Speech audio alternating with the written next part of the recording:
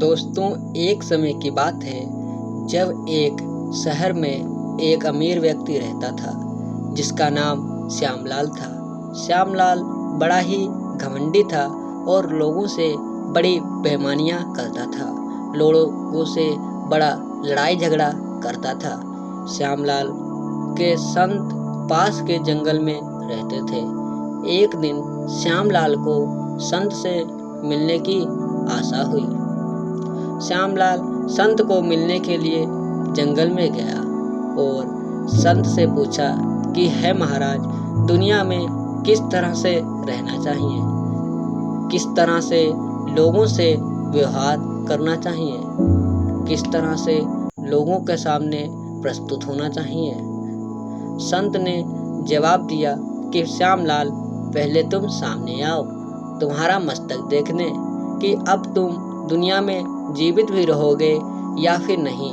बहज ही तुम इन बातों से पूछ रहे हो। श्यामलाल ने कहा, ठीक है महाराज, पहले आप मेरा मस्तक देख दीजिए।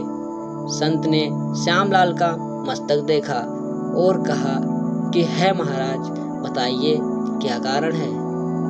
संत ने बताया, श्यामलाल, अब केवल तुम महज 7 दिनों तक ही जीवित रहोगे। श्यामलाल यह सुनकर बड़ा दुखी हुआ और कहा, ठीक है महाराज। श्यामलाल दुखी होकर अपने घर लौट गया। श्यामलाल रास्ते में सोच रहा था कि अब लोगों से सारा धन छीनना हुआ घर चला जाएगा। लोगों से लड़ाई झगड़ा किया था वो सब धन भी व्यर्थ चला जाएगा।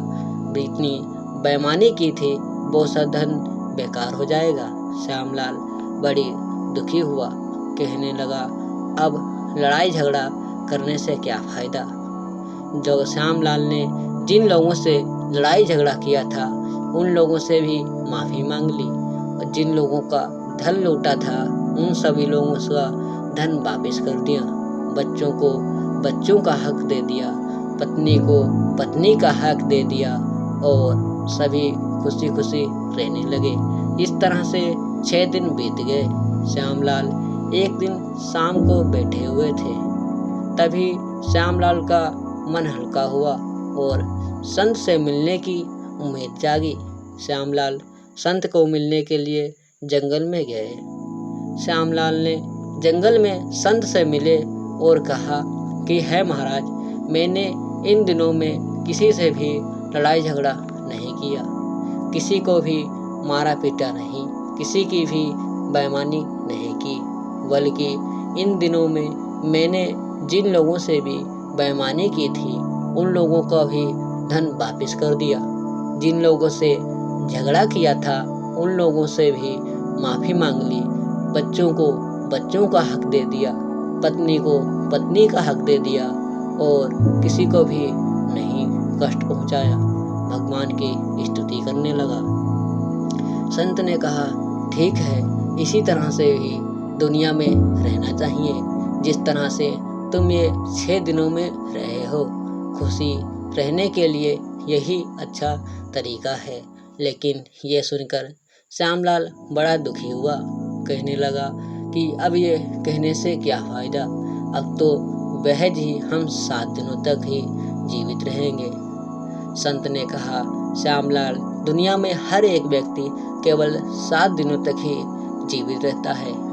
इन 7 दिनों में ही मनुष्य का जन्म होता है और इन 7 दिनों में ही मनुष्य की मृत्यु होती है। ये 7 दिन शुक्रवार, शनिवार, अरु, रवि, यही 7 दिन होते हैं जो जिनमें मनुष्य जन्म लेता है और जिनमें ही मनुष्य की मृत्यु होती है। दोस्तों, वीडियो को सब्सक्राइब